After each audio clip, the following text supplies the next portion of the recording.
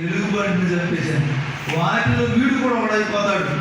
No, నాకేం భయం లేదని వెళ్ళిపోయాడండి.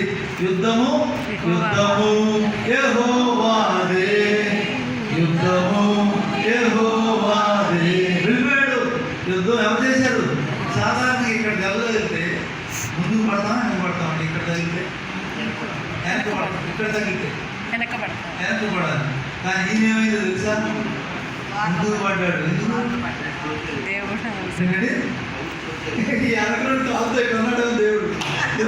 చేసింది, దేవుడు చేశాడు. మనం చేయలేమండి, మనం చిన్నవాళ్ళం అండి, ఆయనే చేస్తాడు.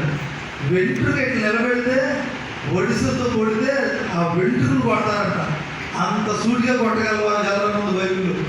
అలాంటి ఒడిసలతో కొట్టాడండి.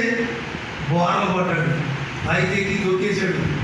ఎక్కి వాటి కత్తే తీసి తల తెగవేసి తల పట్టుకొని వస్తున్నాడు. ఎక్కడో చెప్పండి, జుట్టు పట్టుకొని తలకాయ పట్టుకొని వస్తాడు. ఎక్కడో దాన్ని లేదు చూసే వాళ్ళకి. అలాగా జయించాడు. దేవుని బిడ్డలారా, మనం కూడా మనలో ఏ పాప స్వభావం ఉందో దాన్ని చంపాలి. ఎదుటోళ్ళ చంపడం కాదు, ఎదుటోళ్ళ బాధ పెట్టడం కాదు. మనలో ఏ తప్పులు ఉన్నాయో, ఏ పాపం విజృంభిస్తుందో, ఏ కోపం విజృంభిస్తుందో దాన్ని చంపేయాలి. ఈ మాట మీరందరూ చెప్పండి. కోపము మానము, ఆగ్రహము విడిచిపెట్టుము, వ్యసన పడకము, అది కీడుకే కారణం. 37:8 ఉంది. కాబట్టి కోపము మానము. నేను సండే స్కూల్ పిల్లలకి కొన్ని బిస్కెట్స్ అవి తీసుకుని వెళ్ళి బీచ్ రోడ్లు, తర్వాత అక్కడక్కడ పల్లెటూర్లు తీసుకుని వెళ్ళి పిల్లలకు పిలిచి కొన్ని మాటలు తెప్పించి వాళ్ళకి బిస్కెట్ ప్యాకెట్ ఇస్తా ఉంటాను. చెప్పండి, కోపం మానము. కోపం మానము అంటే కోపం మానము అని చెప్తున్నాను. అదే ఆగ్రహం విడిచిపెట్టము. అది ఇదేంటే కోపం చెప్పేదేంటి, మీరు చెప్పేది చేసేదేంటి? కొన్నిసార్లు మనం కూడా అంతే. కోపం మానము అంటున్నాం, కానీ మాట్లా వింటున్నాం, చెప్తున్నాం. ఇప్పుడు విన్నాం కదా, వింటున్నాము, గ్రహించక ఉండదు. దుష్టుడు చేస్తాడు, ఎత్తుకుపోతాడు. కాబట్టి కోపము మానము, ఆగ్రహము విడిచిపెట్టుము, తన కోపమే.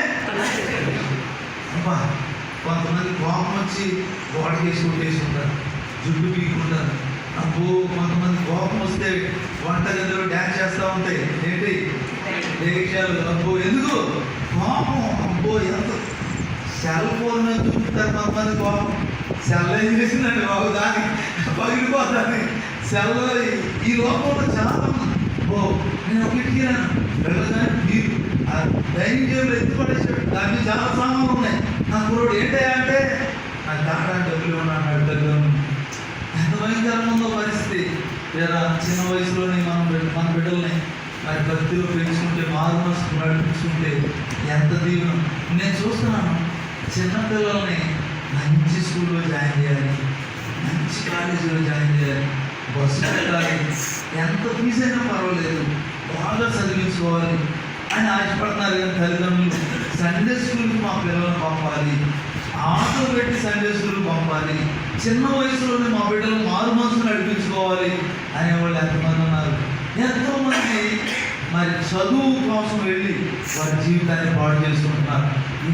ఆ మధ్య ఒకరోడు వచ్చాడు, వచ్చి ఏడుస్తున్నాడు, ఒప్పేసుకుంటున్నాడు. అన్న, నేను ఎన్సీసీకి వెళ్ళేవాడిని. మేమందరం ఎన్సీసీ, బాయ్స్ అందరూ చోట ఉంటారు, గర్ల్స్ అందరూ చోట ఉంటారు. కానీ అక్కడే నేను నా పాపములు పడిపోయాను అని ఏడుస్తున్నాడు. ఏంటి కదా, ఎన్సీసీగా వెళ్ళారనుకున్నారు తల్లిదండ్రులు. కానీ రహస్యంగా ఏం జరుగుతుందో, మా పిల్లలు అలాంటి కాదండి అంటారు చాలామంది. కానీ మన స్వభావం ఎలాంటిది? పాప స్వభావమే. మన తల్లిదండ్రుల నాటి నుండి పాప స్వభావమే. కాబట్టి దయచేసి వినండి, మన పిల్లలైన వారిని మారు మనసు నడిపించుకోవాలి. ఇక్కడ దావీదు గొల్లియాతును కాళ్ళతో తొక్కాడు. అలాగే రోమ 16:20 చూడండి. రోమ 16:20, రోమపత్రిక 16:20 సమాధానకర్తయు దేవుడు సాతానును మీ కాళ్ళ కింద శీఘ్రముగా చితక త్రొక్కించును. ఎవరైనా చితదొక్కాలి చెప్పండి? సాతానును చితదొక్కాలండి. ఆ గొల్లియాతును చితదొక్కాడు.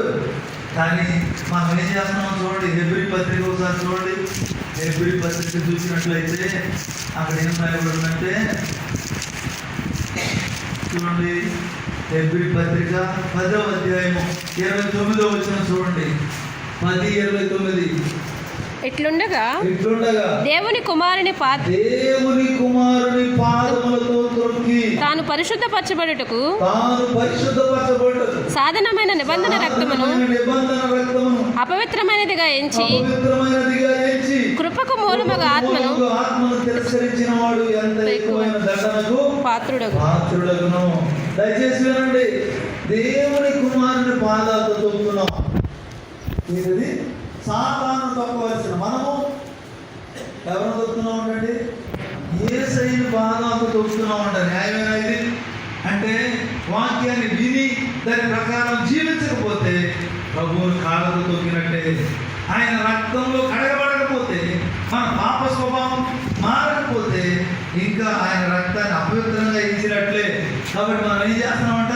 దేవుని కుమారుని పాదములతో త్రొక్కి మనం పవిత్రపరచబడ్డ సాధారణమైన నిబంధన రక్తమును అపవిత్రమైనదిగా ఎంచుకున్నాము. కాబట్టి ఆయన రక్తంలో కడగబడాలి, శుద్ధి చేయబడాలి.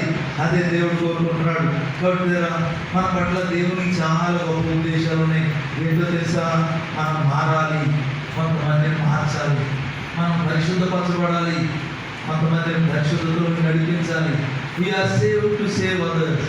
మనం రక్షించబడింది కొంతమందిని రక్షించడానికి. కాబట్టి మారుమనసు పొందిన మనము అనేక రక్షణలో నడపాలి. దేవుని బిడ్డలారా, మనం రక్షణలో నడుపుతున్నామా? ఒకసారి ఒక పాస్టర్ గారు బాబు ఈరోజు కరపత్రాలు పంచుదాం, సువార్త చేద్దాం అనుకున్నారంట. సువార్త చేద్దామని బయలుదేరుదాం అనుకునే లోపల వర్షం వచ్చేసింది. వర్షం వస్తే డాడీ మరి వెళ్దామన్నారుగా అంటే, బాబు మరి వర్షం వస్తుంది కదా, అయితే మీరు ఆగిపోండి డాడీ, నేను మాత్రం వెళ్తాను. ఎలా వెళ్తావు? ఒడిగేసుకుని వెళ్తాను డాడీ. ఎలా వెళ్తాను? మనసు ఉంటే మార్గం ఉండదు. ఏమంటారు? వెళ్ళాలనుకుని మనసు ఉంటే మార్గం ఉండదంటే అంతే. ఆశ గలవారి ప్రాణాన్ని దేవుడు. నేను ఒకసారి మద్రాసు రిట్రీట్కి వెళ్దాం అనుకున్నాను. రిట్రీట్కి వెళ్దామంటే నా దగ్గర ₹50 ఉండేప్పుడు. ₹50 దగ్గరికి వెళ్తాం. ఆయన ప్రార్థన చేసుకున్నాను, ప్రభు నేను ఎలాగైనా వెళ్ళాలి ప్రభు అని ప్రార్థన చేసుకుంటుంటే వెళ్ళే వాళ్ళందరూ ముందు వెళ్ళిపోయారు. మరి నేను ప్రార్థన చేసుకుంటా ఉన్నాను. అప్పుడు అమ్మగారి దగ్గర కూర్చొని ఆయన, ఏమిటి మరి నేను మద్రాసు వెళ్ళాలి, నన్ను ఎవరైనా తీసుకెళ్ళి ఉన్నారా అని అంటే, అయ్యో అందరూ వెళ్ళిపోయారండి అని అక్కడ అవి మేము చూడండి అన్నారు. తిరుగుతుంటే నేను తీసుకెళ్తాను అని చెప్పాను. అన్ని ఛార్జీలు ఆయనే పెట్టుకుని వచ్చారు. చివరికి వచ్చేటప్పుడు వాచ్ కూడా చేతికి పెట్టారు. తిరుగుతుంటే ఆయనే మా మామగారు అయిపోయారు. తెలియదు ఆయన తీసుకెళ్ళాను, ఆయన తీసుకెళ్ళాను అని. మరి ఆశ తీర్చడం లేదా దేవుడు? ఆశ ఉంటే మీరు 2వ శనివారం అందరూ అక్కడ ఉంటారు. ఆశ లేకపోతే రానే రావు. ఆశ గలవారి ప్రాణాన్ని మీరు రావాలి. వస్తే దానిలో ఆనందం ఎంత గొప్పదో. ప్రతి 2వ వారం ఎంత ఆనందం ఉంటుందో తెలుసా? మీరు వస్తే దానిలో గొప్ప ఆనందం అనుభవిస్తారు. కాబట్టి అనుకుంటే వస్తాం, నేను చెయ్యాలి. నేను చెప్పాను రాత్రి, మనకి ఇష్టమైతే కష్టం ఉండదు, మనకి ఇష్టమైతే గౌరవం అనిపించదు, మనకి ఇష్టమైతే ఎంత సమయం అనిపించదు. నాకు 3 గంటలు సినిమా చూసినా అదే ఇంకో 3 గంటలు చూద్దాం అనిపించేది. మరి మీకు ఎప్పుడు అనిపించలేదా? సినిమా అయిపోయింది అప్పుడు అనిపించలేదా? నాకు అనిపించేది ఒకప్పుడు, ఎప్పుడు అయిపోయిందేంటి అని. మరి ఇప్పుడు దేవుని సన్నిధి అప్పుడే ప్రార్థన అయిపోయిందని ఇంకా ఉంటే బాగుంది అనిపిస్తుంది. మరి మీకుందా? టైం అయిపోయిందండి, శుక్రవారం బాగుంది అనిపిస్తుందా? లేదు విద్యాల దేవుని సన్నిధిలో గడిపితే ఆకలి తప్పు